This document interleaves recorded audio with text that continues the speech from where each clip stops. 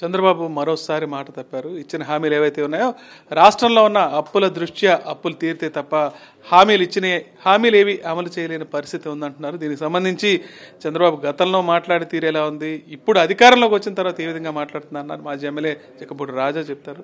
Sir చెప్పండి, గతంలో చంద్రబాబు ఎన్నికలకు ముందు ఎటువంటి హామీలు ఇచ్చారు? అప్పుడు అప్పుల గురించి రకరకాల ఆరోపణలు చేశారు. ఇప్పుడు అధికారంలోకి వచ్చిన తర్వాత అప్పులు తీరితే తప్ప హామీలు ఇవ్వలేని పరిస్థితి ఉందంటున్నారు. ఎలా చూడొచ్చు అసలు చంద్రబాబు మాట్లాడిన తీరు? చంద్రబాబు నాయుడు గారి జీవితం అంతా కూడా అబద్ధాలతోనే నిండిపోయి ఉంది అనేటువంటిది వాస్తవమైనటువంటి విషయం. ఎప్పుడు ఏ రోజు కూడా నోరు తెరిస్తే ఒక్క నిజం కూడా ఆయన నోట్లోంచి రాదు. మన ఎన్నికలకు ముందు చూస్తే అది 2024 కావచ్చు, లేకపోతే 2014 కావచ్చు, అంతకు మునుపు ఆయన అధికారంలో వచ్చినటువంటి సందర్భాల్లో కానీ ఎప్పుడు కూడా ఎన్నికలకు ముందేమో అంత అంటాడు ఇంత అంటాడు, ఎన్నికలు అయిపోయిన తర్వాత ఏమో పూర్తిగా చేతులెత్తేసేటటువంటి కార్యక్రమం చేస్తాడు.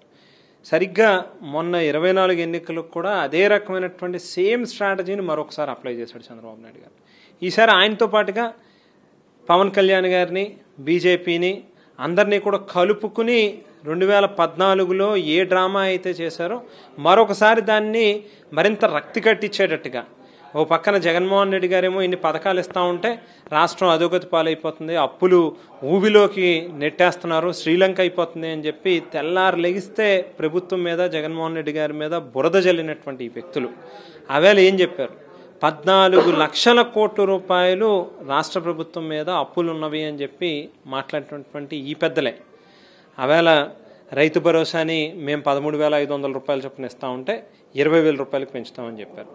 మేమేదైతే చేయూత పేరిట మహిళలకి ఆర్థిక సాయాన్ని అందిస్తూ ఉన్నాము, వాళ్ళు దాన్ని ప్రతి మహిళకి కూడా ఒక్కొక్కరికి ఏడాదికి 18,000 రూపాయల చొప్పున చేస్తాము అని చెప్పి చెప్పడం జరిగింది. నెలకి 1,500 చొప్పున ప్రతి మహిళకి చేస్తామని చెప్పి చెప్పడం జరిగింది. మేము 45 ఏళ్ళు నిండినటువంటి వాళ్ళకి చేస్తే. మరో పక్కన ప్రతి ఇంటికి కూడా పిల్లలు స్కూళ్ళకి వెళ్ళి చక్కటి చదువులు చదువుకుంటే 15,000 రూపాయల చొప్పున అమ్మఒడి పథకం ఇస్తా ఉన్నటువంటి మమ్మల్ని ఆవేళ మీ ఇంట్లో ఒకరున్నా, ఇద్దరున్నా, ముగ్గురున్నా, 30 మంది ఉన్నా కూడా ప్రతి ఒక్కరికి కూడా 15,000 రూపాయల చొప్పున ఇస్తాము, మీరు ఎంతమంది పిల్లల్ని కంటారో అంతమంది పిల్లల్ని కనండి అని చెప్పి మాట్లాడినటువంటి వ్యక్తి చంద్రబాబు నాయుడు గారు. మరి ఈవేళ ఎన్నికలకు ముందు ఇన్ని హామీలని 14 లక్షల కోట్ల రూపాయల అప్పులు ఉన్నవి అని చెప్పి తెలిసే కదా మీరు చెప్పినటువంటి మాటలు. ఈవేళ ఎన్నికల తర్వాత మీ అంతటి మీరే రాష్ట్రానికి ఉన్నటువంటి అప్పులు 4.5 లక్షల కోట్ల రూపాయలు అని చెప్పి ఒప్పుకుంటా ఉన్నటువంటి తరుణంలో మీరు ఇచ్చినటువంటి వాగ్దానాలని మరింత గొప్పగా, మరింత పెద్దగా అమలు చేసేటటువంటి అవకాశం ఉన్నది అనేటువంటి వాస్తవం. మరి అటువంటప్పుడు ఎందుకు మీరు చేతులు ఎత్తేస్తా ఉన్నారు? మాట్లాడితే గత ప్రభుత్వం మీద తోసేయడమే. మనకి ఎంతసేపు కూడా మేనేజ్మెంట్ పాలిటిక్స్, అబద్ధాల పాలిటిక్స్, ఏదో రకంగా మీడియా మేనేజ్మెంట్ చేసేసి ఆ రోజులు గడుపుకునేటటువంటి కార్యక్రమం చేయడం ఇది ఏమాత్రం కూడా సమంజసం కాదు. ఖచ్చితంగా ప్రజల నుంచి తిరుగుబాటు మొదలవుతుంది. దానికి మీరు కూడా సిద్ధపడి ఉండాల్సినటువంటి అవసరం ఉంది.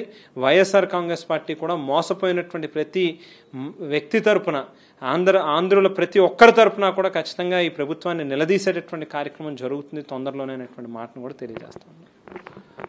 అధికారంలో ఉండగా ఒకలాగా, ప్రతిపక్షంలో ఉంటే మరోలా వ్యవహరించిన చంద్రబాబుకు అలవాటని అంటున్నారు మాజీ ఎమ్మెల్యే జకంపూడి రాజు. అయితే చంద్రబాబు ఇచ్చిన హామీలను నిలబెట్టుకోలేకపోతే ప్రజలు ఎట్టి పరిస్థితుల్లో క్షమించే పరిస్థితి లేదంటున్నారు. రాజమండ్రి నుంచి Vijay Harish for Sakshi news.